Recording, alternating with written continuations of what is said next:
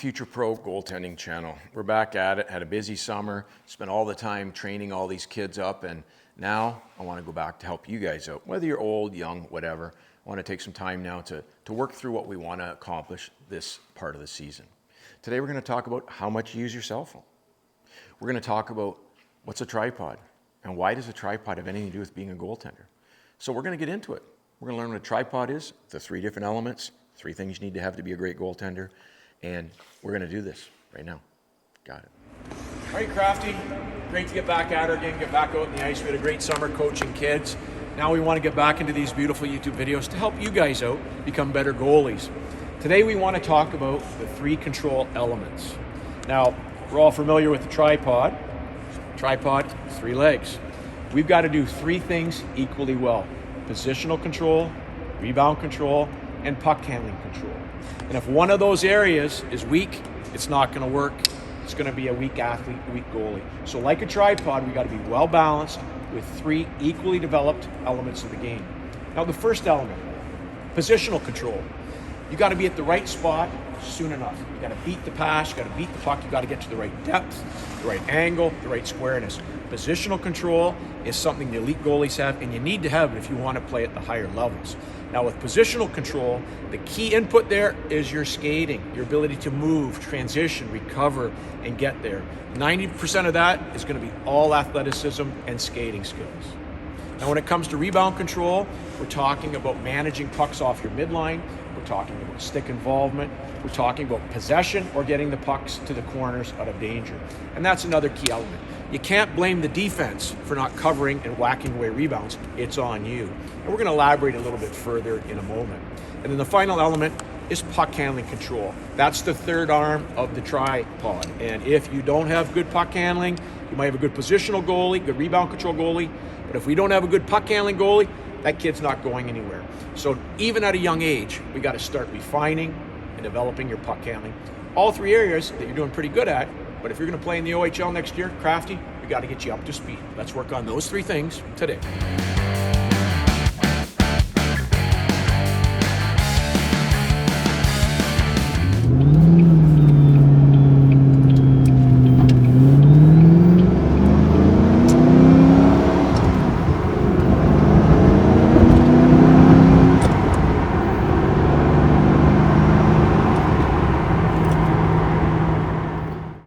Alrighty, instead of the Bronco chat, we're going to do the 4GT chat. A couple things I wanted to talk about, elaborate a little bit more than what we talked about on the ice. We're going to talk about some cell phone usage. We're also going to talk about the 3 control elements in a little more detail. First things first, your cell phone.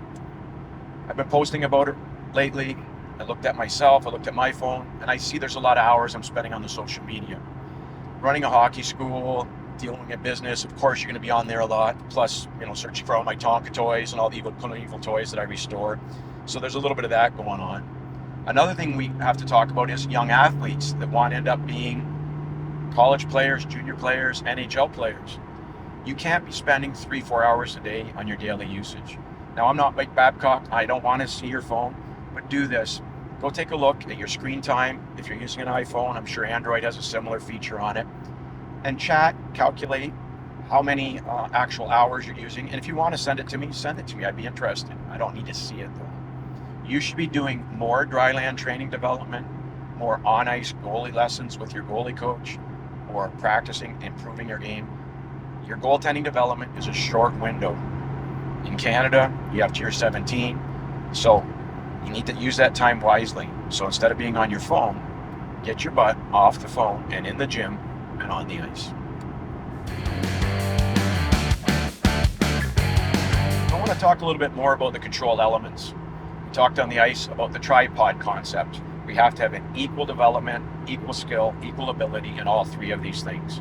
Positional control, rebound control, and puck handling control. But I want to go into a little bit more in depth on each of those. So with positional control, the first thing you need to have to be a good positional goalie is number 1, great skating skills, great athleticism, great transition, great recovery. Be able to get to where you need to go requires those skills.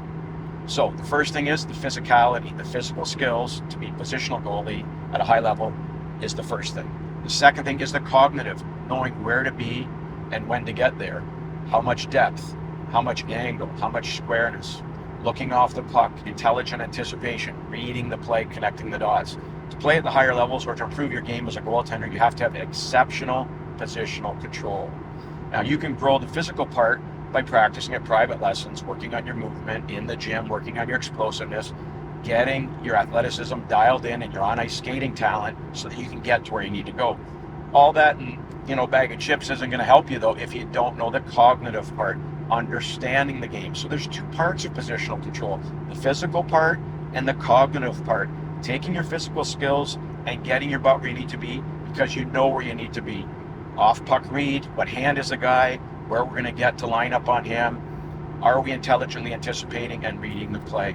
And you can do that through critical study of NHL scoring chances. Instead of watching the game, start analyzing the game. Break down the scoring chances for cause and effect and see if you can sort of predict what's going to happen on an NHL clip. And then afterwards, rewind it if you have a PVR and break down the clip to see if the goalie made a great read or not a great read.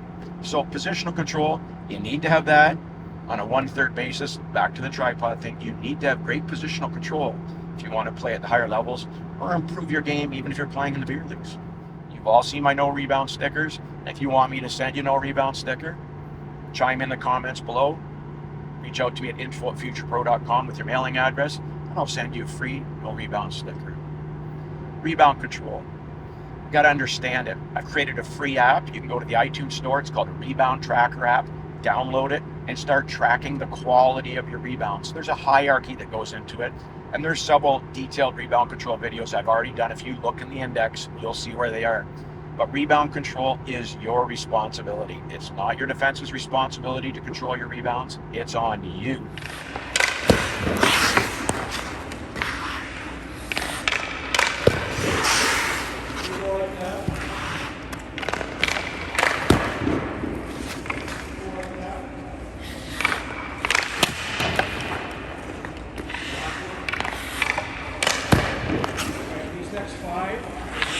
Flat on the ice, get your stick on it, turn it to the corner. If you block the side roll, put your stick on it, and go with your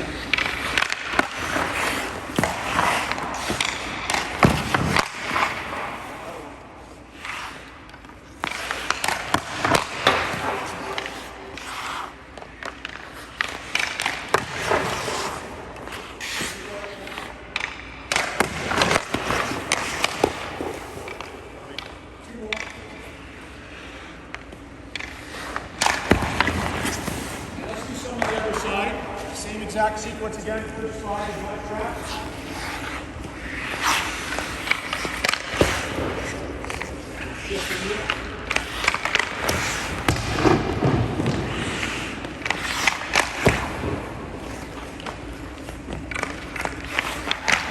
Okay, let's go stick involvement, put it in that left.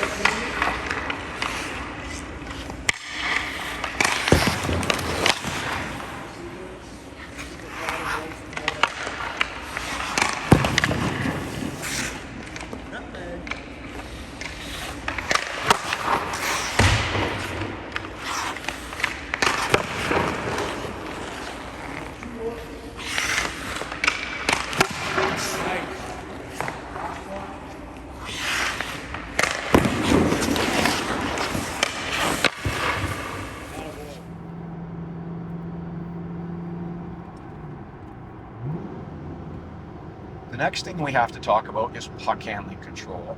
And this is probably the least understood and the least taught because most goalie coaches don't have an elite understanding of puck handling, and head coaches certainly don't. Typically what happens when a young kid tries to handle the puck, they make a mistake, and the coach just says, stay in the net, don't play with the puck. It's never worked on in practice, and it's something that never becomes an asset in the toolbox. So puck handling control, same as positional control, relates to physical skills first and then cognitive skills second. So the physical skills that are involved with handling the puck are developing things like your passing skills, your saucer skills, your clears, handling rim dumps, side net dumps, communication's also a big part of it. So those are the physical skills you need to have. Now, you could have the best puck handling goalie in the world, but if you can't be one of those guys that can read the play, you're going to be a turnover machine. And in the NHL, what we do is we evaluate every time a goalie handles a puck, does his team maintain possession?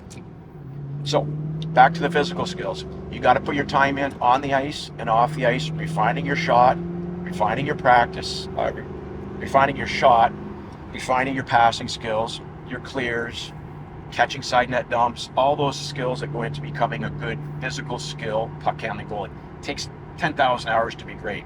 I used to go off the ice, set up the white sheet, work on my stance, shooting position, fire, 100 pucks forehand, 100 pucks backhand. Needs to happen. So now we got a goaltender that's got all the great physical skills in the world. Won't work. That's what Mike Smith was. He was great with the physicality, but his decision making was poor. So like when we're studying game clips for scoring chances, we need to study it for puck handling touches. Where's the safe, simple play? Where's the escape valve? Where do you go if this isn't open? So become a good student of watching successful puck handling touches in the NHL and unsuccessful puck handling. That control element has to be in your game or you're not going to play at a high level. So in summary, you need all three control elements developed, refined, both in the physical and the mental side of it. And if you do that, you've got a very elite athlete.